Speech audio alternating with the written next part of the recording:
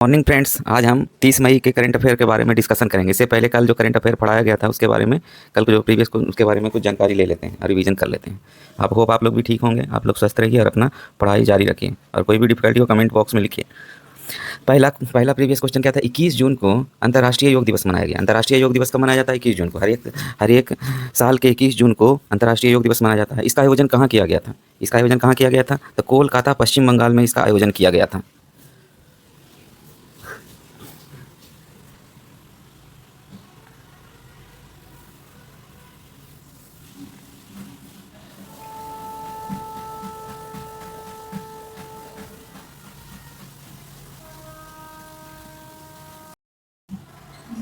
अब हम लोग कल के प्रश्न को रिवीजन करते हैं। हाल ही में सुर्खियों में रहा VLSR-SAM प्रणाली किस प्रकार की मारक क्षमता रखती है? तो इसके नाम से ही इसके नाम क्या बताए थे आपको? Very long range surface to air missile है। Very long range surface to air है। सरफेस टू एयर मतलब सतह से हवा में मार करेगा। इसकी क्षमता कितनी थी? 300 किलोमीटर तक थी। 300 किलोमीटर तक इसकी क्षमता थी। उसके बाद क्या था इसमें? ये वायु में स्थित दुश्मन के लक्ष्यों जैसे लड़ाकू विमान, हेलीकॉप्टर, ड्रोन, क्रूज मिसाइल आदि को क्या करेगा? नष्ट कर देगा। और उसका चर्चा में क्यों है? इसका परीक्षण कहाँ से किया गया था? उड़ीसा के चांदीपुर से किया गया था। उड़ीसा के चांदीपुर से। अब किसके द्वारा विकसित किया गया है? DRDO के द्वारा विकसित किया गया है। अब DRDO की स्थापना कब हुई थी? 1 जनवरी 1958 को हुई थी। इसका हेडक्वार्टर कहाँ है? नई दिल्ली में। और DRDO को क्या बोलते हैं? Defence research development organisation. इसकी स्थापना 1 जनवरी 1958 को, हेडक्वार्टर नई दिल्ली, और हेड कौन है? डॉक्टर समीर वी कामत हैं। Doctor Sameer V Kamath. अब दूसरे क्वेश्चन की ओर बढ़ते हैं। वैश्विक प्लास्टिक प्रदूषण संधि का प्राथमिक लक्ष्य किस वर्ष तक प्लास्टिक प्रदूषण को पूरी तरह समाप्त करना है? इसका लक्ष्य कब तक रखा गया? 2040 तक प्लास्टिक को क्या करना है? समाप्त करना है। 2040 इससे क्या होगा? 2040 तक वैश्विक प्लास्टिक संधि है, पूरी अंतर्राष्ट्रीय संधि है, सभी विश्व के सभी देशों पे लागू होगी। पर्यावरण को नुकसान कम होगा। जलीय जीव के लिए जो खतरा है उसकी चुनौतियां कम होगी। मानव स्वास्थ्य पे जो प्रतिकूल प्रभाव पड़ता है वो भी कम होगा। जलवायु परिवर्तन को क्या मिलेगा? बढ़ावा मिलेगा। अगर प्लास्टिक नहीं रोकते हैं तो जलवायु परिवर्तन होगा। अभी संधि को कब शुरू किया गया था? 2022 में संयुक्त राष्ट्र UNEP के द्वारा शुरू किया गया था। यूनाइटेड नेशन इन्वायरमेंट प्रोग्राम के द्वारा ये क्या किया गया था? शुरू किया गया था। 5 जून 1972 को 1972 में क्या हुआ था? स्टॉकहोम सम्मेलन हुआ था। स्टॉकहोम सम्मेलन में पर्यावरण को बचाने के लिए सारे देशों ने मिलकर एक सम्मेलन किया था 5 जून को। इसका हेडक्वार्टर कहाँ है? केन्या के नैरोबी में इसका हेडक्वार्टर है। अब तीसरे क्वेश्चन की ओर आगे बढ़ेंगे। हाल ही में इसरो द्वारा प्रक्षेपित NVS-02 उपग्रह किस स्वदेशी प्रणाली का हिस्सा है? तो किसका हिस्सा है? नाविक का हिस्सा है। तो नाविक के बारे में जान लेते हैं। नाविक का पूरा नाम क्या था? नाविक का पूरा नाम यहाँ पे क्या हम लोग लिखे थे? नाविक का पूरा नाम हम लोगों ने क्या बताया था आपको? नाविक का पूरा नाम था नेशनल नहीं, नेविगेशन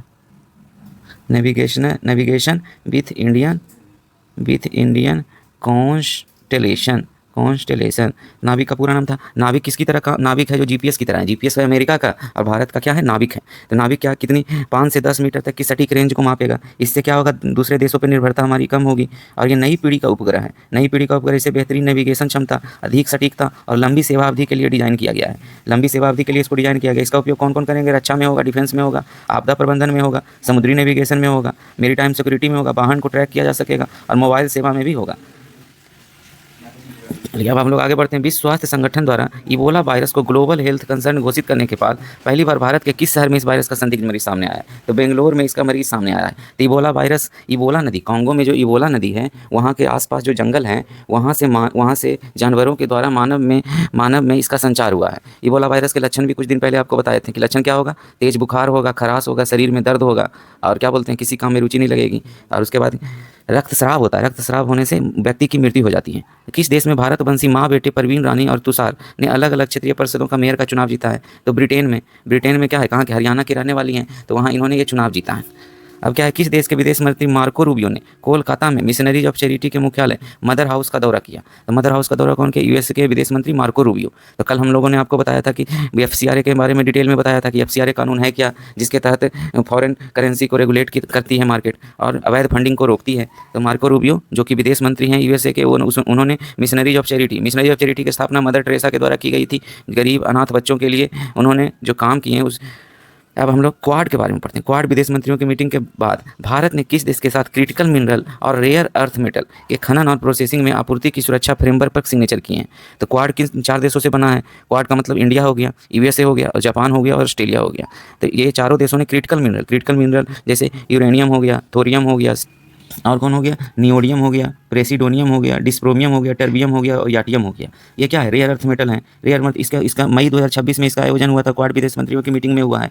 अब इसमें क्या मुख्य उद्देश्य है? इंडो पैसिफिक क्षेत्र के प्रमुख समुद्री गलियारों को क्या करेगा? इंडो जो पैसिफिक क्षेत्र है उसके प्रमुख समुद्री गलियारों के व्यापार को बढ़ावा देगा। बंदरगाहों की क्षमता दक्षता को क्या करेगा? बंदरगाह जो है, जो एयर क्या बोलते हैं, पोर्ट हैं, उसके क्या करेगा? क्षमता को आधुनिकीकरण करेगा। कनेक्टिविटी और डिजिटल सुरक्षा को क्या करेगा? सुदृढ़ करेगा और देश में आर्थिक विकास, स्थिरता और समृद्धि को प्रोत्साहित करेगा। इसके तहत आपको बताया था इंडो पैसिफिक रीजन दक्षिण प्रशांत महासागर में ऑस्ट्रेलिया के हिस्से मेलानेशिया में स्थित कौन है? एक द्वीप समूह बताए थे आपको, फिजी, जो कि चौराहा की तरह काम करेगा। तो इसीलिए वहाँ के क्वाड के जो विदेश मंत्री 4 देशों के हैं, तो फिजी को हम लोगों ने ये क्या कहा गया है? Quad ports of the future partnership के तहत फिजी को हम लोगों ने चुना है। एक क्वाड के बारे में बताया गया है। तो क्वाड के बारे में अभी मीटिंग हुई है मई 2026 में। कहाँ हुई है क्वाड की मीटिंग? नई दिल्ली के हैदराबाद हाउस में हुई है। Quad ports of future partnership के तहत किस देश में बंदरगाह इंफ्रास्ट्रक्चर, आपको बताएं कि फिजी के बारे में, तो बंदरगाह इंफ्रास्ट्रक्चर की मजबूती के लिए पायलट प्रोजेक्ट की घोषणा की गई है, तो फिजी के बारे में। तो इंडो पैसिफिक जो क्षेत्र है, फिजी कहाँ स्थित है? दक्षिणी प्रशांत महासागर, साउथ पैसिफिक ओशन में ऑस्ट्रेलिया के हिस्से और मेलानेशिया में स्थित एक द्वीप समूह है। कल फिगर भी आप लोग को बताए थे। क्वाड देशों में शुरू किया गया AI इंगेज पहल का संबंध किस रूप से है? मतलब किसमें सहयोग करेगा? तो आधुनिक कृषि में सहयोग करेगा। अब AI से मतलब क्या होता है? Artificial engage. तो AI हाल ही में जो शुरू किया है आधुनिक कृषि से संबंधित है। यह कृत्रिम बुद्धिमत्ता तकनीक का उपयोग करके कृषि उत्पादन को बढ़ाएगा, स्मार्ट खेती को क्या करेगा? बढ़ावा देगा और खाद्य सुरक्षा मजबूत करेगा, ताकि हम लोग को दूसरे देशों पर ज़्यादा निर्भर न रहना पड़े। इससे क्या होगा? फसल उत्पादन और संसाधन प्रबंधन में सुधार होगा। कृषि क्षेत्र में डेटा और नई तकनीक का उपयोग मिलेगा। जलवायु परिवर्तन के प्रभावों से निपटने में किसानों की सहायता होगी। 4 तरह के हो गए। चलिए, क्वाड देशों द्वारा, अभी क्या अगला क्वेश्चन क्या? क्वाड देशों द्वारा QUAD, क्वाड में 4 देश हमेशा याद रखना, इंडिया, USA, जापान और ऑस्ट्रेलिया। क्वाड देशों द्वारा समुद्री सुरक्षा को मजबूत करने के लिए नई निगरानी पहल का नाम बताएं। Indo Pacific maritime surveillance corporation है, IPMSC। इंडो पैसिफिक, IP से हो गया क्या? इंडो पैसिफिक मेरीटाइम मतलब क्या हो गया? समुद्री सुरक्षा। कोलेबोरेशन हम लोगों ने किया है।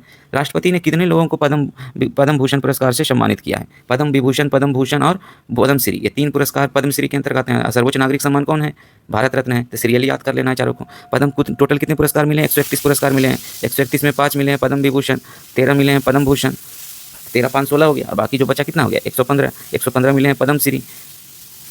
तो पद्म विभूषण के बारे में आपको बताया था। केटी थॉमस कहाँ से? केरल से हैं, जो कि जिनको सार्वजनिक मामले में मिला है। यान राजम, जो कि कला से संबंध रखते हैं, उत्तर प्रदेश से हैं। और पी नारायणन, साहित्य और शिक्षा के हैं, केरल से हैं। BS अच्युतानंद, सार्वजनिक मामले से हैं और केरल से बिलोंग करते हैं। धर्मेंद्र सिंह देओल, जो कि मरणोपरांत मिला है, ये कला से संबंध रखते हैं और महाराष्ट्र राज्य से हैं। The library man of India नामक किताब को, जिसे हाल ही में उपराष्ट्रपति CP राधाकृष्णन ने लॉन्च किया है। हाल ही में कौन लॉन्च किया है? CP राधाकृष्णन। तो भारत के उपराष्ट्रपति कौन हो गए? यहाँ से CP राधाकृष्णन हो गए, याद रखना है। The library man of India किताब का विमोचन किया है। तो इसके लेखक कौन है? तो यहाँ पे अच्छा से नहीं लिखाया है। इसके लेखक हैं PP सत्यन है। PP सत्यन इसके लेखक हैं। अब हम लोग आज के करंट अफेयर, 30 मई के करंट अफेयर के बारे में, जो डेमोग्राफिक चेंज हुआ है, तो उच्च स्तरीय समिति, हाई लेवल कमेटी बनाने की घोषणा की गई।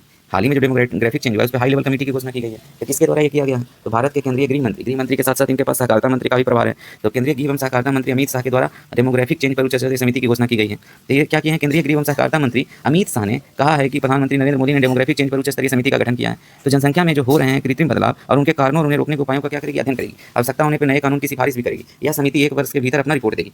अमित शाह ने बताया कि अवैध घुसपैठ और जनसंख्या के परिवर्तन को रोकने के लिए प्रधानमंत्री मोदी ने डेमोग्राफिक चेंज पर उच्च स्तरीय समिति बनाई है। यह समिति क्या करेगी? 1 साल में अपना रिपोर्ट देगी और जरूरत पड़ने पर अपना कानून बनाने की सिफारिश करेगी। अभी केंद्रीय गृह सहकारिता मंत्री कहाँ हैं? गुजरात दौरे पे थे। गुजरात दौरे पे उन्होंने क्या किया है? कलोल व गांधीनगर में 340 करोड़ रुपए के विकास कार्यों का लोकार्पण किया था। ठीक, मोदी सरकार की विकास पद्धति से हर गांव आत्मनिर्भर और सुविधा संपन्न हो रहा है। विद्यालय, शिक्षक, स्वास्थ्य, साफ सफाई जैसी सुविधाएं अब हर गांव तक पहुंची है। 2029 के लोकसभा चुनाव से पहले हर गांव में बगीचे, तालाब, छोटी लाइब्रेरी और खेल सुविधाएं क्या होगी? उपलब्ध कराने का लक्ष्य है लोकसभा हर एक गांव में। इससे युवाओं का क्या होगा? समग्र विकास होगा। गुजरात का विकास मॉडल अब देश का विकास मॉडल बन चुका है। मोदी सरकार के 12 साल में देश के 80% भूभाग पर हमारी पार्टी का शासन है, इन्होंने बोला। गंगोत्री से लेकर गंगा सागर तक भगवान। अब इससे क्या होगा? घुसपैठ रोकने पर सख्त रुख अपनाया गया है। जमीन में चीज, जो घुसपैठिए खुद लौट जाएंगे उन पर कोई केस नहीं होगा, उनकी सहायता की जाएगी। डिटेंशन सेंटर बनाए जा रहे हैं। वीर सावरकर जी को उन्होंने क्या श्रद्धांजलि दी है? उन्हें वीर की उपाधि जनजन ने दी। उन्होंने 1857 के स्वतंत्रता संग्राम को 1857 का स्वतंत्रता संग्राम कहा और अपना पूरा जीवन देश की आज़ादी में लड़ा दिया। विकास का संकल्प है, आत्मनिर्भर गांव बनेगा, शिक्षा और लाइब्रेरी बनेगी, स्वास्थ्य और सफाई पे तालाब और बगीचे बनेंगे, खेल और युवा विकास होगा। जैसे सीमा सुरक्षा और घुसपैठ पे क्या होगी? सख्ती होगी, सीमा फेंसिंग होगी, घुसपैठियों की पहचान होगी, डिटेंशन सेंटर बनाया जाएगा और वापसी में सहायता की जाएगी। जहाँ से जो आए हैं, जैसे बांग्लादेश से आए तो बांग्लादेश भेजा जाएगा। वीर सावरकर जी को क्या किया गया? श्रद्धांजलि दिया गया। अब ये तो कहाँ किए थे? ये किए हैं कलोल हुआ गांधीनगर में। कलोल हुआ गांधीनगर में। अब वही चीज़ यहाँ भी आ गया। अब हम लोग क्या कर अब हम लोग इसमें क्या पढ़ेंगे, भारत और सिंगापुर के बीच 16वें रक्षा नीति संवाद में किन प्रमुख उभरते क्षेत्रों में सहयोग बढ़ाने पर चर्चा की गई है। तो भारत और सिंगापुर के बीच जो आयोजित क्या हुआ था 16वां रक्षा नीति संवाद, तो इसमें किसमें सहयोग करना गया, तो इसमें समुद्र साइबर सुरक्षा, कृत्रिम बुद्धिमत्ता और समुद्री सुरक्षा पे किया गया। तो साइबर सिक्योरिटी हो गया, आर्टिफिशियल इंटेलिजेंस हो गया, मेरीटाइम सिक्योरिटी हो गया। तो भारत और सिंगापुर ने 16वें रक्षा नीति संवाद के दौरान रक्षा सहयोग को मजबूत करने पर चर्चा की है। दोनों देशों ने साइबर सुरक्षा, कृत्रिम बुद्धिमत्ता और समुद्री सुरक्षा, मानव रहित प्रणालियों तथा उन्नत रक्षा प्रौद्योगिकी में सहयोग बढ़ाने पर विशेष जोर दिया है। ठीक, अब दोनों पक्षों ने आसियान नेतृत्व वाले मंचों ADMM प्लस ढांचे के अंतर्गत सहयोग की क्या की सराहना की। भारत और सिंगापुर ने खुले, समावेशी और नियम आधारित हिंद प्रशांत क्षेत्र के प्रति अपनी प्रतिबद्धता को क्या किया, दोहराया। तो हम लोग 16वीं, अब यहाँ पे हम लोग क्या पढ़ रहे हैं, 16वीं रक्षा नीति संवाद जो कि भारत और सिंगापुर के बीच आयोजित की गई है। इसका मुख्य उद्देश्य क्या है, साइबर सुरक्षा, कृत्रिम बुद्धिमत्ता, समुद्री सुरक्षा को बढ़ावा देना है। इससे क्या होंगे, राजनीतिक संबंध को मजबूत करने और उद्योग के नए रास्ते तलाशे जाएंगे। खुली, समावेशी, नियम आधारित हिंद प्रशांत के प्रति प्रतिबद्धता दोहराई गई है। और यहाँ पे हम जानेंगे साइबर सुरक्षा, AI में मदद होगी। आसियान नेतृत्व वाले तंत्र ADMM प्लस के तहत सहयोग की सराहना की जाएगी। प्रधानमंत्री ने, दूसरा क्वेश्चन क्या है, 2026 अंडर-23 एशियाई कुश्ती चैंपियनशिप में जो दानांग में हुआ, दानांग कहाँ है, वियतनाम में, भारतीय महिला कुश्ती टीम ने कुल कितने पदक जीते हैं। तो जो दानांग में आयोजित हुआ कुश्ती अंडर-23 उसमें भारत ने 10 पदक जीते हैं। जिस महिला कुश्ती टीम ने क्या किया, 10 पदक जीते हैं, जिसमें से 6 क्या है, स्वर्ण पदक है, गोल्ड है। कहाँ हुआ था आयोजन इसका, दानांग वियतनाम में हुआ था। सबसे अब हमारे पहलवानों का शानदार प्रदर्शन, आप सभी को बधाई और भविष्य के लिए शुभकामनाएं, प्रधानमंत्री नरेंद्र मोदी ने बोला। प्रधानमंत्री नरेंद्र मोदी ने वियतनाम के दानांग में आयोजित 2026 अंडर-23 एशियाई कुश्ती चैंपियनशिप में भारतीय पहलवानों के उत्कृष्ट प्रदर्शन पर क्या है, बधाई दी है। कुश्ती टीम ने 6 स्वर्ण पदक तो जीते हैं, लेकिन टोटल पदक कितना है, 10 पदक अपने नाम किया। पुरुष फ्री स्टाइल टीम ने 4 स्वर्ण सहित 9 पदक जीते हैं। पुरुष जो टीम, महिला टीम 10 पदक, पुरुष टीम 9 पदक जीता है, जो इतिहास में भारत का सर्वश्रेष्ठ प्रदर्शन है। और ग्रीको रोमन टीम ने 8 पदक जीतकर अब तक का सर्वश्रेष्ठ प्रदर्शन किया है। अब उसी के बारे में चर्चा है कि अंडर-23 एशियाई चैंपियनशिप शानदार प्रदर्शन के लिए भारतीय पहलवानों को क्या दिया, बधाई दी है। अब इसमें कितने पदक जीते हैं अब तक के अंडर-20 इतिहास में, अब तक के सर्वाधिक पदक पुरुष ने जीता है 9 पदक, महिला ने कितने दिए हैं, 10 पदक जीते हैं। और ग्रीको रोमन टीम ने 8 पदक जीते हैं। 10 पदक में से 6 स्वर्ण पदक हैं और 9 पदक में से क्या 4 क्या है, स्वर्ण पदक हैं। यही चीज़ पे एक्स पे उन्होंने क्या किया, बधाई दी है। कहाँ हुआ था आयोजन, दानांग में हुआ था। अब हम लोग पढ़ेंगे 11वीं क्वाड विदेश मंत्रियों की बैठक 2026 में कहाँ आयोजन किया गया। जो 11वीं जो क्वाड का विदेश मंत्रियों की बैठक हुई थी, जिसमें भारत के रक्षा मंत्री S Jaishankar, mark Rubio, Japan के रक्षा मंत्री और ऑस्ट्रेलिया की रक्षा मंत्री आई थी, तो कहाँ आयोजित हुआ था, नई दिल्ली में आयोजित हुआ है। नई दिल्ली में आयोजित हुआ था। कौन सी बैठक थी, 11वीं थी, ये भी याद रखना, 11वीं बैठक थी, नई दिल्ली भारत में आयोजन हुआ इसका। कौन कौन शामिल हुए थे, भारत, अमेरिका, जापान और ऑस्ट्रेलिया के विदेश मंत्री शामिल हुए थे। बैठक में क्या क्या किया गया, प्रशांत क्षेत्र में जो शांति, सुरक्षा, स्थिरता और समृद्धि को क्या देगा, बढ़ावा देने पर चर्चा हुआ है। क्वाड देशों ने नियम बनाया, अंतर्राष्ट्रीय व्यवस्था, समुद्री सुरक्षा, आपदा राहत और जलवायु परिवर्तन जो और उभरती प्रौद्योगिकी जैसे जो AI बनाया, आपूर्ति श्रृंखला, लचीलेपन जैसे मुद्दों पर सहयोग को मजबूत करने पर सहमति दी। अब इसमें मुख्य बिंदु हम लोग पढ़ रहे हैं। ऑस्ट्रेलिया की विदेश मंत्री कौन थी, पेनी बोंग याद रखें। अमेरिका का तो मार्को रूबियो, भारत के विदेश मंत्री भी याद है जयशंकर, और जापानी के विदेश मंत्री कौन है, तोशिमित्सु मोटेगी। तो ऑस्ट्रेलिया की विदेश मंत्री कौन है, पेनी बोंग, और जापान के विदेश मंत्री कौन है, तोशिमित्सु मोटेगी। अमेरिका और भारत का तो याद ही है, एस जयशंकर और मार्को रूबियो। क्वाड कहाँ किसके बीच होता है, भारत, ऑस्ट्रेलिया, जापान और USA के बीच क्या है, एक महत्वपूर्ण रणनीतिक मंच है। तो यहाँ से इंडिया हो गया, ऑस्ट्रेलिया हो गया, ये जापान हो गया और USA हो गया। अब क्या है, जो स्वतंत्र, खुले और समृद्ध हिंद प्रशांत क्षेत्र में क्या करती है, कार्य करता है। तो कहाँ हुआ था, हैदराबाद हाउस में हुआ था। हैदराबाद हाउस यानी सोचिएगा हैदराबाद में, तो नई दिल्ली के हैदराबाद में हुआ था, मई 2026 में हुआ था। ठीक, ये क्या था, इग्रामा था, इग्रामा क्वाड हाउस था। अब हम लोग नेक्स्ट क्वेश्चन पे आगे बढ़ते हैं। वर्ष 2030 तक चंद्रमा पर मानव युक्त चंद्र मिशन भेजने का लक्ष्य रखने वाला भारत का पड़ोसी देश कौन बना है। तो भारत का पड़ोसी देश कौन बना है, चीन बना है। चीन क्या बना है, भारत का पड़ोसी देश बना है। चीन बना है भारत का पड़ोसी देश। 2030 तक हम लोग मानव युक्त चंद्र मिशन भेजे। 2023 में हम लोग चंद्रयान 3 भेजे थे। किससे भेजे थे, LVM-3 रॉकेट से भेजे थे। चीन ने अपने अंतरिक्ष कार्यक्रम 2030 तक चंद्रमा पर मानव युक्त मिशन भेजने का क्या किया गया, लक्ष्य रखा है। इस लक्ष्य से क्या होगा, स्पेस एक्सप्लोरेशन प्रोग्राम का ये हिस्सा है। स्पेस एक्सप्लोरेशन प्रोग्राम का ये क्या है, स्पेस। अब हम लोग जानेंगे कि भारत की जो स्पेस एजेंसी है, भारत की स्पेस एजेंसी कौन कौन है, इसरो है। उसके बाद क्या है, इसरो की स्थापना कब हुई थी और इसरो के अध्यक्ष कौन है। अभी आप लोगों को कल भी बताए थे, आज भी बताए थे। इसरो का हेडक्वार्टर बोलना है, उसके बाद इसकी स्थापना कब हुई थी और इसका अध्यक्ष कौन है, आप लोग कमेंट में लिखिएगा। अब पाकिस्तान का कौन है, पाकिस्तान का सुपार्को है। पाकिस्तान का कौन है, सुपार्को है, पाकिस्तानी अंतरिक्ष व अनुसंधान संगठन है, स्पेस व रिसर्च ऑर्गेनाइजेशन है। अब जापान का क्या है, जाक्सा है। जापान की अंतरिक्ष एजेंसी का नाम क्या है, JAXA, JAX, Japan aerospace exploration agency का नाम। पाकिस्तान का सुपार्को हो गया। और चाइना की स्पेस एजेंसी कौन है, CNSA, China national space administration. तो अब यहाँ पे 2030 तक मानव युक्त चंद्रयान मिशन भेजेगा। इस मिशन का क्या उद्देश्य है, इस मिशन का उद्देश्य क्या है, इस मिशन का उद्देश्य है क्या, चाइना चंद्रमा पर उतरना है और 1 साल तक रहना है। 1 साल तक वहाँ के सतहों का अध्ययन करना है। चीन की अंतरिक्ष एजेंसी है जो इस महत्वाकांक्षी मिशन का नेतृत्व कर रही है। अब 2030 तक, अब यहाँ से देखिए मिशन का महत्व। चीनी अंतरिक्ष इतिहास का अब तक का सबसे लंबा मिशन है। लंबे समय तक अंतरिक्ष में रहने वाले इंसानों के शरीर में क्या बदलाव होगा उसका अध्ययन करना है। 2030 तक चंद्रमा पर मानव मिशन की तैयारी के लिए भेजना है। वैज्ञानिक अनुसंधान और मानव स्वास्थ्य डेटा क्या करना है, एकत्र करना है। प्रमुख रक्षा और अंतर्राष्ट्रीय अपडेट इसके बारे में पढ़ लीजिए। डैम पे को क्या बोलते हैं, dark matter particle explorer. Dark matter particle explorer, ये क्या है, बुकोंग के नाम से भी जाना जाता है। चीन द्वारा विकसित एक प्रमुख वैज्ञानिक उपकरण है। ईरान चाइना CM-302 एक super anti ship cruise missile है। चीन में जनवरी 2026 में जियांगसू प्रांत में दुनिया का सबसे बड़ा compact air energy store plant शुरू किया गया। चीन ने हाल ही में लॉडी नामक एक उन्नत युद्धपोत का नामकरण किया है। चीन ने गोबी रेगिस्तान में दुनिया का पहला सौर तापीय संयंत्र ऊर्जा शुरू की है। चीन ने गोबी जो है रेगिस्तान वहाँ पे क्या किया है, सौर ऊर्जा से मतलब सौर तापीय ऊर्जा बनाया जाएगा। प्राकृतिक आपदाओं की निगरानी के लिए झांग हेंग नामक उपग्रह लॉन्च किया गया है। चीन ने एक नए वायरस ह्यूमन मेटानोमियो वायरस ने दस्तक दी है। चीन ने नए स्टेल्थ फाइटर जेट J-36 का क्या किया है, इनॉग्रेट किया है J-36 का। चीन ने तिब्बत में ब्रह्मपुत्र नदी पर दुनिया के सबसे बड़े $137 बिलियन के बांध को क्या दिया, मंजूरी दी है। चीन ने दुनिया की पहली carbon fibre high speed train का क्या किया है, इनॉग्रेशन किया है। ये देखिए कार्बन फाइबर ट्रेन है, इसका क्या किया है, इनॉग्रेशन किया है चाइना ने। डार्क मैटर पार्टिकल एक्सप्लोरर चीन द्वारा विकसित है। CM-302 supersonic anti ship cruise missile है। CASC compact air energy store plant शुरू किया गया था। युद्धपुत्र लोधी का नामकरण हुआ। गोबी रेगिस्तान में पहला सौर तापीय ऊर्जा संयंत्र का निर्माण किया गया और ब्रह्मपुत्र नदी पर 137 बिलियन की मदद से एक विशाल बांध बनाया जाएगा। झांग हेंग उपग्रह आपदा निगरानी के लिए। तो ये क्या है, महत्वपूर्ण परियोजना और उपलब्धियां चाइना के द्वारा। अब हम लोग नेक्स्ट क्वेश्चन में शुरू करते हैं। किस दिन हर साल मासिक धर्म स्वच्छता दिवस मनाया जाता है? मासिक धर्म स्वच्छता दिवस कब मनाया जाता है? ठीक है, 28 मई को मनाया जाता है। 28 मई को हर एक साल। इसकी थीम क्या है, together for a period friendly world. 28 मई को मासिक धर्म स्वच्छता दिवस मेंस्ट्रुअल हाइजीन डे मनाया जाता है। इसका मुख्य उद्देश्य क्या है, पीरियड्स में जुड़ी भर्जनाओं और कलंक को मिटाना है। महिलाओं और किशोरियों को सुरक्षित माहवारी प्रबंधन और स्वच्छता के प्रति क्या करना है, जागरूक करना। Menstrual hygiene day related every day on May 28। अब इसके बारे में आगे पढ़ेंगे। 28 मई को हो गया। अब इसके साथ भारत सरकार द्वारा मासिक धर्म स्वच्छता के लिए प्रमुख कदम जो अपनाए गए हैं उसके बारे में हम लोग डिस्कस करते हैं। तो पहला कदम क्या है मासिक धर्म स्वच्छता दिवस में, एक सेकंड ऐड करते हैं इसमें दूसरा कलर। अब इसमें मेंस्ट्रुअल हाइजीन डे ये किसके स्वास्थ्य और परिवार कल्याण मंत्रालय द्वारा अपनाया जाता है। 10 से 19 वर्ष की किशोरियों के लिए योजना चलाई जा रही है। इसके तहत आशा कार्यकर्ताओं के माध्यम से ₹6 में 6 सैनिटरी नैपकिन का पैक उपलब्ध कराया जाता है। फिर दूसरा भारत सरकार का जन औषधि सुविधा सैनिटरी पैड, ये है क्या, प्रधानमंत्री भारतीय जन औषधि परियोजना द्वारा इसको शुरू किया गया है। इसके तहत देश भर के जन औषधि केंद्रों पर मात्र ₹1 प्रति पैड की दर से उच्च गुणवत्ता वाले ऑक्सो बायोडिग्रेडेबल मतलब जो पर्यावरण के अनुकूल हैं सैनिटरी नैपकिन उपलब्ध कराए जाते हैं। तीसरा है राष्ट्रीय मासिक धर्म स्वच्छता नीति। भारत सरकार ने स्कूली छात्राओं के लिए एक विस्तृत नीति तैयार की है। इसके तहत सभी सरकारी स्कूलों में कम लागत वाले उत्पादों, अलग शौचालय, सही कचरा निपटान की सुविधा पाठ्यक्रम, सिख धर्म शिक्षा को शामिल किया गया है। फिर स्वच्छ भारत अभियान। जल शक्ति मंत्रालय के मंत्री कौन है, द्वारा ग्रामीण और शहरी क्षेत्रों में सुरक्षित व्यवस्था और कचरा प्रबंधन के लिए राष्ट्रीय दिशा निर्देश जारी किए गए और स्वयं सहायता ग्रुप की भागीदारी है। ये क्या है, भारत सरकार द्वारा कदम उठाए गए थे मासिक स्वच्छता आयोजन। ये क्वेश्चन आता है 28 मई को मनाया जाता है हमेशा। तो ये क्वेश्चन DPSC में भी एक बार आया था। जन औषधि सुविधा पर सैनिटरी पैड, राष्ट्रीय धर्म स्वच्छता नीति के बारे में और स्वच्छ भारत अभियान। ठीक, अब हम लोग आगे, अभी हम लोग आपने क्या पढ़े थे, जल शक्ति मंत्रालय के मंत्री कौन है, इसका कमेंट में जवाब दीजिएगा। इंपॉर्टेंट डे की चर्चा कर लेते हैं। 1 मई को क्या मनाया जाता है, अंतर्राष्ट्रीय श्रम दिवस मनाया जाता है। 1 मई को क्या मनाया गया, अंतर्राष्ट्रीय श्रम दिवस मनाया गया।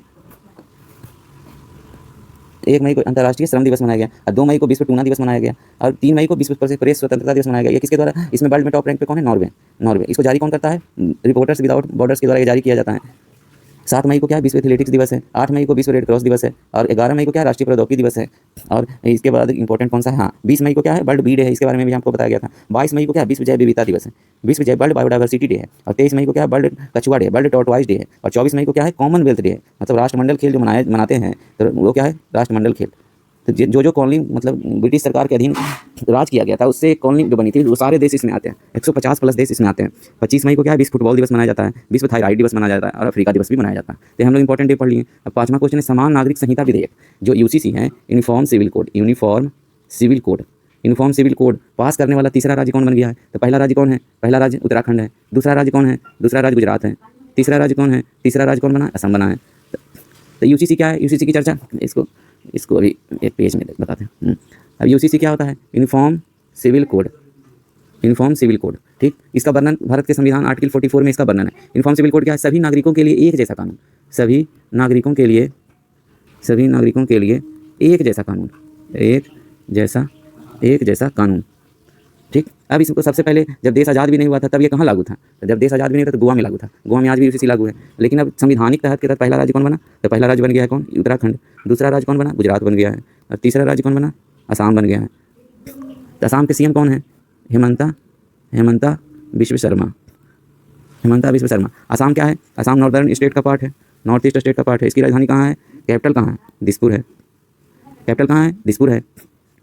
अब हम लोग के मन में एक प्रश्न आता है कि बार बार ये अलग अलग राज्य से क्यों, मतलब अलग अलग राज्य अपना अलग अलग लागू करता है, क्योंकि ये आर्टिकल 44 में है और ये भाग 4 में है। तो भाग 4 DPSP से संबंधित है, नीति निर्देशक सिद्धांत से। इस पर कानून बनाने का अधिकार राज्य सरकार को है। इसीलिए केंद्र सरकार इसको लागू नहीं कर सकती है पूरे देश में। इसीलिए अपना अलग अलग ये लोग राज्य लागू करते हैं। ठीक, अब इसके तहत क्या हो जाएगा, विवाह, तलाक, गोद लेने और उसका भरण पोषण में क्या होगी, सुविधा मिलेगी। एक जैसा कानून रहेगा तो एक जैसा नियम बनेगा। तो इसके तहत ये है क्या, आर्टिकल 44 के तहत और UCC की अच्छाइयाँ।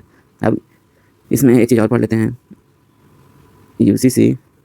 UCC का विरोध क्यों होता है, क्योंकि यहाँ पे धर्म, जाति, लिंग, समुदाय को देखकर भेदभाव नहीं किया जाता है। कोई भी धर्म क्यों, कोई भी जाति क्यों, कोई भी लिंग क्यों, सबका एक जैसा व्यवहार होगा। तो इसीलिए मुस्लिम लोग इसका विरोध करते हैं कुछ जो है। अब हम लोग यूसीसी के बारे में सारा पढ़ लिए। आर्टिकल 44 हो गया, फर्स्ट अपनाने वाला राज्य कौन है? उत्तराखंड है। सेकंड कौन है? गुजरात है। थर्ड कौन है? थर्ड है आसाम। इसके सीएम कौन है? हिमंता बिस्वा शर्मा। नॉर्थ ईस्ट का एक देश है, कैपिटल कहाँ है? दिसपुर में है। आर्टिकल 44 है, भाग 4 में आता है, जो कि डीपीएसपी का विषय नीति निर्देशक सिद्धांत है। इसीलिए सारे राज्य अलग अलग अपने समय के अनुसार इसमें पार्टिसिपेट कर रही है। इसमें धर्म, जाति, लिंग के आधार के कोई विरोध मतलब उसका निष्पक्ष निर्णय लिया जाता है। विवाह, तलाक, गोद लेना, भरण पोषण, उसके संबंधी एक ही नियम है। वही चीज़ हम लोग इसमें स्लाइड में देखेंगे। वही चीज़ संविधान में प्रावधान है। नागरिक संहिता का विषय है, भाग 4 अनुच्छेद 44 में आपको बताएं। राज्य के पूरे क्षेत्र में नागरिक के लिए एक समान नागरिक संहिता सुनिश्चित करने का प्रयास करेगा। विवाह, तलाक, संपत्ति का उत्तराधिकार, गोद लेना, उसके भरण पोषण के आने वाले विषय हैं। इससे क्या होगा? समानता और न्याय को बढ़ावा मिलेगा। महिलाओं के अधिकारों की सुरक्षा होगी। धर्म के आधार पर भेदभाव समाप्त हो जाएगा और एक राष्ट्र एक कानून की दिशा में काम होगा। पहला राज्य कौन हो गया? उत्तराखंड। पिक्चर में दिखाया, देखिए उत्तराखंड। उसके बाद असम हो गया। उसके बाद गुजरात की विधानसभा ने इसको पारित किया है। राष्ट्र के अभी भी अपने धर्म के अलग अलग व्यक्ति के कानून लागू हैं। ठीक है, अब आगे हम लोग पढ़ते हैं असम के बारे में। असम हम लोग इतना पढ़े तो असम यहाँ से शुरू होता है, नॉर्थ ईस्ट के। पश्चिम बंगाल से इसकी सीमा लगती है। उस ऊपर कौन है? नॉर्थ में अरुणाचल है, और इधर क्या है? वेस्ट में क्या है? पश्चिम बंगाल है। ईस्ट में क्या है? नागालैंड है, मणिपुर है, और इधर क्या है? इधर है मेघालय, साउथ में। अब यहाँ से हम लोग देखेंगे, अब देखिए कोकराझार है, गोलपाड़ा है, यहाँ से क्या है? लखीमपुर जोरहाट। चलिए, असम का जोहा चावल है। असम का जोहा चावल, इसको क्या किया गया? जोहा चावल याद रखना है। जोहा चावल क्या है? पहले यूके और इटली को क्या किया गया? निर्यात किया गया है। जोहा चावल को क्या मिला? ज्योग्राफिकल इंटीग्रेशन का टैग मिला है। ठीक, असम में भूमिहीन परिवारों के लिए कौन योजना लागू की गई है? मिशन वसुंधरा 3.0 लागू की गई है, तो याद रखना है। हाल ही में असम के मरकज मयंक चक्रवर्ती, भारत के मयंक चक्रवर्ती, असम के कौन है? मयंक चक्रवर्ती। सारा गलती लिखा गया। मयंक चक्रवर्ती क्या बने? भारत के 9वें ग्रैंड मास्टर बन गए। ठीक, फरवरी 2026 में हुए पहले वैज्ञानिक सर्वे के अनुसार ब्रह्मपुत्रा टाइगर रिजर्व असम में, ब्रह्मपुत्रा जो टाइगर रिजर्व है असम में 57 फिशिंग कैट किसको बोलते हैं? जो तेंदुआ की तरह रहता है, फिशिंग कैट की संख्या दर्ज की गई है। किसमें? फिशिंग कैट का जो यहाँ से क्या कौन सा कलर है ये चल गया, फिशिंग। 8वां राज्य वेतन आयोग बनाने वाला भारत का पहला राज्य कौन बना है? असम बना है। 8वां राज्य। उसका बोडो समुदाय के बाथो धर्म को अलग जनगणना। ये जो बोडो समुदाय में बाथो है, जो बाथो धर्म है, बाथो धर्म को क्या वाला अलग जनगणना कोड असम सरकार ने दिया है। और 18 से अधिक उम्र के व्यक्तियों को नए आधार कार्ड बनाने पर पाबंदी लगाई गई है। 18 से अधिक उम्र के व्यक्तियों के नए आधार कार्ड बनाने पर क्या पाबंदी लगी है। पूर्वोत्तर की पहली आपातकालीन लैंडिंग सुविधा का उद्घाटन कहाँ किया गया? असम के मोरान में हुआ है। पूर्वोत्तर की पहली आपातकालीन लैंडिंग सुविधा का उद्घाटन असम के मोरान में हुआ है। असम के कहाँ हुआ है? मोरान में हुआ है। प्रधानमंत्री नरेंद्र मोदी ने असम के गुवाहाटी में ब्रह्मपुत्र पर कुमार भास्कर बर्मा सेतु का उद्घाटन किया है। असम के गुवाहाटी में कुमार भास्कर बर्मा सेतु का उद्घाटन कौन किया है? मोदी जी ने किया है। अब ये कौन सी योजना? निजुत मोइना योजना लॉन्च की गई। निजुत मोइना 2.0 योजना लॉन्च किया गया है। भारतीय सेना ने हिंदुस्तान एरोनॉटिक्स लिमिटेड के साथ मिलकर असम के मिसामरी में हेलीकॉप्टर के रखरखाव और क्या किया गया? मरम्मत और ओवरहॉल हब की आधारशिला रखी है। हाल ही में पहला आधुनिक रिवर टर्मिनल इस RIV रिवर टर्मिनल का उद्घाटन कहाँ किया गया? गुवाहाटी असम में किया गया। ये असम के 1 फैक्ट आपको हम लोगों ने बता दिया। ये मुख्यमंत्री हैं हिमंता बिस्वा शर्मा है, मुख्यमंत्री वहाँ के। अब हम लोग नए क्वेश्चन की ओर बढ़ेंगे। कजाकिस्तान में रूस का पहला परमाणु ऊर्जा संयंत्र किस रूसी सरकारी निगम द्वारा बनाया जाएगा? तो कजाकिस्तान आपको याद है किसके द्वारा? पहले यूएसएसआर का पार्ट था, पहले ये रसिया का ही पार्ट था। कजाकिस्तान, किर्गिस्तान, उज्बेकिस्तान, तजाकिस्तान, ये जितने तान वाले हैं सब क्या थे? यूएसएसआर के पार्ट थे। जब यूएसएसआर का विघटन हुआ तो सारे देश अलग अलग बन गए। तो ये क्या किया गया है? रूसी सरकारी निगम रोसाटॉम द्वारा इसको बनाया गया है। रोसाटॉम क्या है? रूस की राज्य स्वामित्व वाली परमाणु ऊर्जा कॉर्पोरेशन है, जो दुनिया में परमाणु ऊर्जा संयंत्रों के निर्माण और संचालन में क्या है? अग्रणी है। अब कजाकिस्तान में रूस का पहला ऊर्जा संयंत्र बनाया गया है। यह समझौता कब हुआ था? 28 मई 2026 को लगभग $16.5 अरब के एक समझौते पर हस्ताक्षर हुआ। यह संयंत्र कहाँ है? दक्षिणी पूर्वी कजाकिस्तान में, दक्षिण बालखस जिले पे। बालखस झील जो है ना, उसके किनारे उल्केन गांव है, वहाँ बनाया जाएगा। इसकी निर्माण 2027 में शुरू होगा और पहला रिएक्टर 34 की शुरुआत तक चालू होने की उम्मीद है। इसमें रूस द्वारा विकसित VVR 1203 प्लस रिएक्टरों का उपयोग किया जाएगा। इस परियोजना का निर्माण, स्वामित्व और संचालन रोसाटॉम द्वारा किया जाएगा। ये कजाकिस्तान है। यहाँ तो उल्केन, यहीं पे लेक बालकस है, जहाँ पे पानी रहता है ना, वहीं पे ये सब चीज बनाया जाता है। $16.5 अरब में उल्केन गांव बालकस झील के किनारे निर्माण 2027 में शुरू होगा और 2034 तक खत्म होगा। और रोसाटॉम कंपनी के द्वारा, जो कि रूस की है, उसके द्वारा क्या बनाया जाएगा? सरकारी परमाणु कंपनी है, उसके द्वारा बनाया जाएगा। अब हम लोग कजाकिस्तान के बारे में थोड़ा पढ़ लेते हैं। अब कजाकिस्तान की कैपिटल कहाँ है? कजाकिस्तान का कैपिटल अस्ताना में है। अस्ताना इसकी क्या होगी? कैपिटल हो गई। इसके प्रधानमंत्री कौन है? ओलजास बेक्तेनाव। कजाकिस्तान लैंडलॉक कंट्री है, मतलब चारों तरफ लैंडलॉक है। ठीक, लैंडलॉक का मतलब होता है चारों तरफ से ज़मीन से घिरा हुआ है। यह कहाँ स्थित है? उत्तर मध्य एशिया में स्थित है। उत्तर मध्य एशिया में स्थित कंट्री है। उत्तर मध्य एशिया में स्थित एक देश है, जिसकी सीमा रसिया से भी लगती है और इधर उज्बेकिस्तान और किर्गिस्तान और तुर्कमेनिस्तान से भी लगती है और चीन से भी लगती है। अब हम लोग नेक्स्ट क्वेश्चन देखते हैं। भारत की पहली भूतापीय ऊर्जा परियोजना किस राज्य केंद्र शासित प्रदेश में विकसित की जा रही है? तो भूतापीय मतलब जियोथर्मल है, मतलब भूमि से जो ताप मिलेगा, मतलब जो ऊर्जा मिलेगी, मतलब गर्मी मिलेगी, उसके द्वारा क्या बनाएगा? ऊर्जा बनाया जाए। तब लद्दाख इसका आंसर हो गया। अब लद्दाख की राजधानी कहाँ है? लद्दाख की राजधानी लेह और कारगिल दोनों है, दोनों संयुक्त राजधानी है। ठीक, लद्दाख क्या है? यूनियन टेरिटरी है, इसकी संयुक्त राजधानी बनाई गई है लेह और कारगिल में। लद्दाख को यूटी का दर्जा कब दिया गया? अगस्त 2019 में दिया गया। तो लद्दाख के बारे में पढ़ लिया। लद्दाख की 2 राजधानी है, लेह और कारगिल है। लेह लद्दाख का सबसे बड़ा शहर है, दूसरा सबसे बड़ा शहर कारगिल है। कारगिल युद्ध के बारे में आप लोग जानते ही हैं। लद्दाख में ये देखिए विकसित हो रहा भारत की पहली भूतापीय ऊर्जा परियोजना। ठीक है, भारत की पहली भूतापीय ऊर्जा परियोजना है। कहाँ है? लद्दाख में विकसित की जा रही है। कहाँ? लद्दाख के फुगा घाटी में, फुगा वैली में विकसित की जा रही है। ये लद्दाख है, ये फुगा वैली है। ठीक, यह क्षेत्र अपने भूतापीय गतिविधियों जैसे गर्म पानी के झरने और भाप के स्रोतों के लिए जाना जाता है। जैसे मणिकरण कभी गए होंगे तो वहाँ भी आप राजगीर में भी गर्म कुंड का है, उसी तरीके यहाँ पानी गर्म निकलता है। इससे क्या है? इससे एनर्जी बनाई जाएगी रिन्यूएबल। इस परियोजना का उद्देश्य स्वच्छ नवीकरणीय, स्वच्छ हो गया नवीकरणीय रिन्यूएबल एनर्जी है और कंटिन्यूअस ऊर्जा स्रोत के रूप में भूतापीय ऊर्जा का उपयोग करना है। यह परियोजना लद्दाख के दूरस्थ क्षेत्रों में ऊर्जा की मांग को पूरा करना है और कार्बन उत्सर्जन को कम करने में क्या मिलेगी? मदद मिलेगी। लद्दाख में जिले कितने हैं? 7 जिले हैं। 7 जिले। लद्दाख के नए उपराज्यपाल कौन है? विनय कुमार सक्सेना है। लद्दाख में सिंधु नदी योजना की शुरुआत की गई। लद्दाख में सिंधु नदी हरित कल्याण परिस्थिति योजना की शुरुआत की गई। में पहले पोलो स्टेडियम का क्या किया गया? उद्घाटन किया गया। पोलो स्टेडियम का उद्घाटन। एशिया की सबसे बड़ी और दुनिया की सबसे ऊंची इंजीनियरिंग संरचना वेधशाला का उद्घाटन कहाँ हुआ? हेनले बोलते हैं इसको। हेनले एक जगह है जहाँ पे हुआ है क्या? वो सबसे ऊंची वेधशाला, जहाँ रात में ना तारों का अध्ययन किया जाएगा, तो वो लद्दाख में ही स्थित है। हिम तेंदुओं की सबसे संख्या, हिम तेंदुओं किसको? हिम से होता है क्या? बर्फ। तो बर्फ का मतलब स्नो हो गया। तो स्नो लियोपार्ड की संख्या सबसे ज्यादा कहाँ है? लद्दाख में। कितनी है? 477। लद्दाख में कारगिल युद्ध के नायकों को श्रद्धांजलि देने सेना ने काक्सर ब्रिज का नाम कैप्टन भारद्वाज सेतु रख दिया है।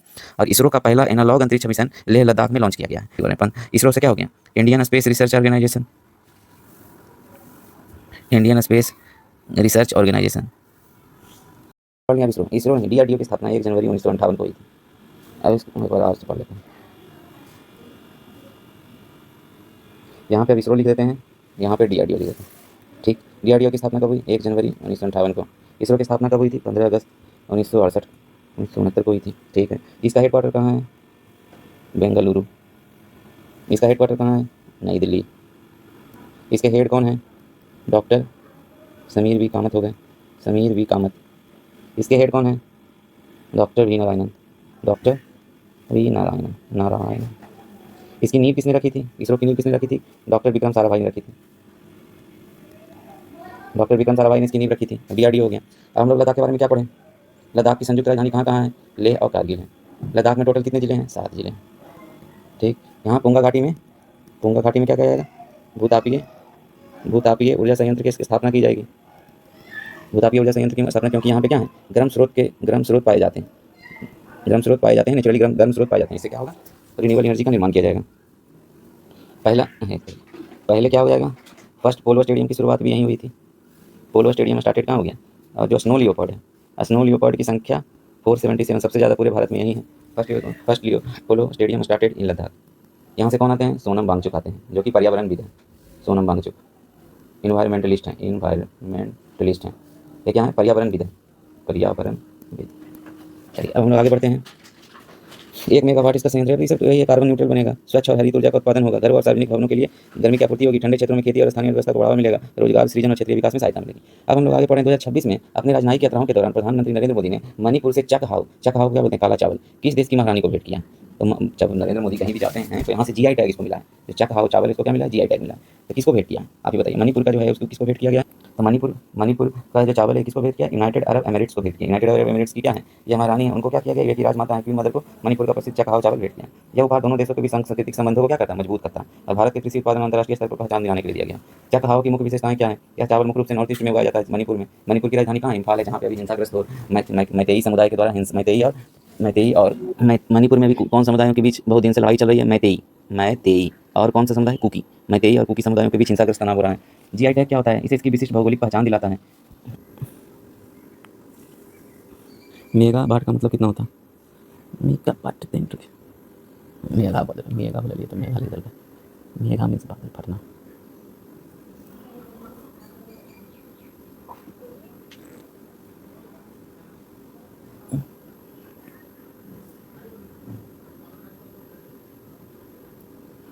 मेगा मीन्स 10⁻⁶ होता है। भारत की पहली महिला नेतृत्व सौर ऊर्जा परियोजना तेलंगाना के किस जिले से हुई? इसके बारे में विस्तृत बताइए। तेलंगाना में स्वच्छ ऊर्जा परिवर्तन में महिलाओं को सक्रिय भागीदार बनाने की दिशा में एक महत्वपूर्ण कदम के रूप में बुधवार को खम्मम जिले के इरिक्के मंडल के वेंकटपुरम गांव में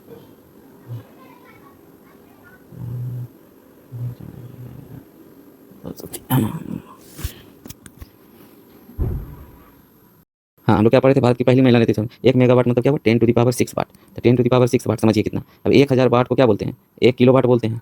1 किलोवाट मतलब 1 यूनिट हुआ। तो कितना यूनिट हो गया? 10⁻⁶ वाट में 10⁻³ यहाँ से इंटू 10⁻³ तो मतलब 1000 वाट। 1000 वाट क्या बनाएगा, सौर ऊर्जा बनाएगा। 1000 वाट सौर ऊर्जा बनाएगा। अब इसमें क्या है, महिला सशक्तिकरण को बढ़ावा देगा, वुमेन इंपावरमेंट करेगा। उसके बाद आय में वृद्धि होगी। इस संयंत्र के जरिए महिला समूह को हर महीने लगभग 5.5 से 5 लाख, अभी तो 15,000 हो रहा है, लेकिन अगर और भी संयंत्र लगेगा तो इतना होने का अनुमान है। हरित ऊर्जा को क्या मिलेगा, बढ़ावा मिलेगा। राज्य के स्वच्छ ऊर्जा परिवर्तन में योगदान देना है और नवीकरणीय ऊर्जा को क्या करना है, बढ़ाना है। भारत सरकार, राज्य सरकार की भी एक विशेष पहल है, इंदिरा महिला शक्ति योजना के तहत लॉन्च किया गया रेवंत रेड्डी सरकार द्वारा। भविष्य की योजना क्या है, तेलंगाना सरकार का लक्ष्य भविष्य में ऐसे महिला संचालित सदस्यों को राज्य के हर जिले में स्थापित करना। अभी तो कमम जिले में हुआ, ताकि अधिक से अधिक महिलाओं को सशक्त और आत्मनिर्भर बनाया जा सके। परियोजना के लाभ क्या है, स्वच्छ और हरित ऊर्जा है, ग्रामीण महिलाओं का सशक्तिकरण है, स्थानीय रोजगार के अवसर मिलेंगे, आत्मनिर्भर और सशक्त गाँव होगा, सतत और समावेशी विकास होगा। ये कहाँ से शुरू हुआ था, तमंग जिले के वेंकटपुरम गांव से शुरू हुआ। 1 मेगावाट है, इसमें सेल्फ हेल्प ग्रुप से योजना से संबंधित है। तेलंगाना ने 2030 तक 20,000 मेगावाट सौर ऊर्जा उत्पादन का लक्ष्य रखा। ठीक है, तेलंगाना सरकार ने महिला स्वयं समूहों के लिए ब्याज मुक्त ऋण की सीमा 5 लाख से बढ़ा के कितनी कर दी है, 10 लाख कर दी है। मतलब तेलंगाना सरकार पहले 5 लाख रुपये क्या ब्याज मुक्त देना होता था, केवल मूलधन लौटाना होता है। इस परियोजना का मुख्य उद्देश्य क्या है, आय में वृद्धि होगी, महिला सशक्तिकरण होगा, यही सब चीज़ें। इंदिरा महिला शक्ति योजना, ये याद रखना। इंदिरा महिला शक्ति योजना किस स्टेट का है योजना, तेलंगाना स्टेट का। तेलंगाना क्या है, साउथ स्टेट का एक भाग है। हैदराबाद राजधानी रेवंत रेड्डी हो गए। एकीकृत भूमि रिकॉर्ड प्रबंधन और पंजीकरण के लिए तेलंगाना सरकार ने भू भारती पोर्टल लॉन्च किया है। भू भारती पोर्टल लॉन्च किया किसने, तेलंगाना सरकार ने। भारत का सबसे बड़ा इनलैंड रेनबो ट्राउट फार्म बनाया गया किसके द्वारा, तेलंगाना सरकार द्वारा। तेलंगाना के मुख्यमंत्री ने राइतु भरोसा योजना शुरू किया है। तेलुगु भाषा को सभी सरकारी स्कूल में क्या किया, अनिवार्य किया है। विश्वकर्मा त्यौहार तेलंगाना में मनाया गया है। राजीव युवा विकास योजना शुरू किया गया है। एशिया का सबसे बड़ा जनजातीय महोत्सव सम्मेलन शुरू किया गया है, जो सबसे बड़ा जनजातीय महोत्सव शुरू किया। तेलंगाना सरकार का उद्देश्य क्या है, ट्रांसपेरेंसी, पारदर्शिता, कृषि विकास, एग्रीकल्चर डेवलपमेंट, संस्कृति का संरक्षण करेगा, जो वहाँ की संस्कृति उसको संरक्षण करेगा। युवाओं के सशक्तिकरण के माध्यम से राज्य का समग्र विकास होगा। आज का क्वेश्चन ऑफ द डे क्या है, भारतीय वायुसेना की पहली महिला फ्लाइंग इंस्ट्रक्टर कौन बनी है। इसका जवाब आप लोग को कमेंट बॉक्स में देना। इसका जवाब हम लोग कल क्लास के स्टार्टिंग में करेंगे। थैंक यू दोस्तों, आप सब्सक्राइब भी कर दें और कोई क्वेश्चन हो तो उसको कमेंट में लिख दें कोई।